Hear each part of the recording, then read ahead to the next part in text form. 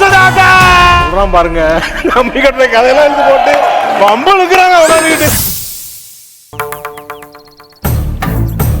நீங்க இல்லன்னு உடனே பண்ணி ஆகணும்னு சொல்லி இருந்தா நாங்களும் அதுக்கான ஏற்பாடை பண்ணி இருப்போம்.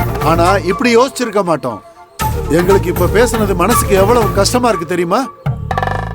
ஆனா என்ன பண்றது, நீங்க சொல்ற சூழ்நிலையில இருக்கீங்க, நாங்க கேட்கிற சூழ்நிலையில இருக்கோம்.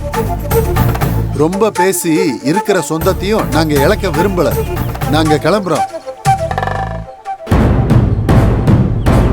ஆனா ஒண்ணு, நாங்க உங்க வீட்டு சொத்தை திருட வரலைங்க, அதை மட்டும் சொல்லிக்கிறோம். ஐயோ என்னண்ணே? ஐயோ ஐயா, நீங்க திருட வந்தீங்கன்னு சொல்லல.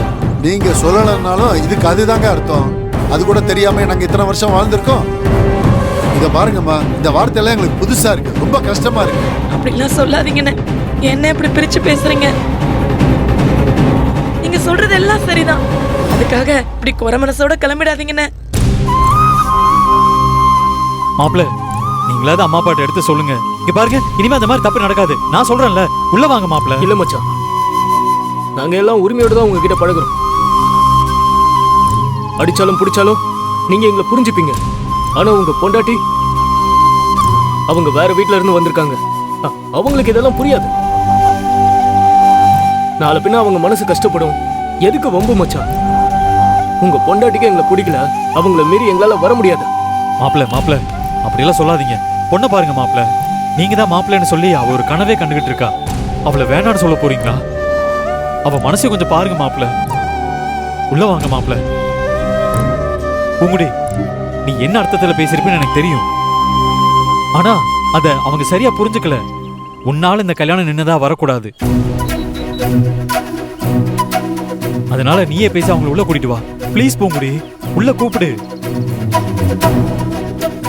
என்ன பூங்குடி அப்படியே பார்த்துட்டே நிக்கிற? இங்க பாரு, நீ சொன்னதுனால தான் அவங்க வெளியே வந்து நிக்கிறாங்க. நீ கூப்பிட்டா எல்லாம் சரியாயிடும். பூங்குடி, ஸ்ருதி மேல உனக்கு உண்மையிலே பாசம் இருந்துச்சுன்னா நீ அவங்க கிட்ட மன்னிப்பு கேட்டு உள்ள கூட்டிட்டு வா. வேணாம் மச்சான், அவங்களை கட்டாயப்படுத்தாதீங்க. அவங்களுக்கு சம்மதம் இல்லாம எதுக்கு வற்புறுத்துறீங்க? அப்ப வாங்க பாப்பலாம். மாப்பிள்ள, நான் பேசினது தப்புதான், என்ன மன்னிச்சிடுங்க. நான் வேணும்னா அப்படி சொல்லல. ஊர்ல என்ன நடக்குதுன்னு உங்களுக்கே ரொம்ப நல்லா தெரியும். நான் உங்களுக்கு கொடுத்தா நீங்க ஏமாத்திட்டு ஓடிடுவீங்கன்ற அர்த்தத்துல நான் சொல்லல. உங்க வீட்ல ஒரு பொண்ணு இருந்தா உங்களுக்கு இப்படி ஒரு சூழ்நிலை அமைஞ்சா நீங்க என்ன யோசிச்சிருப்பீங்களோ அதே தான் நானும் யோசிச்சேன். உங்களை காயப்படுத்துறதுக்காக இல்ல.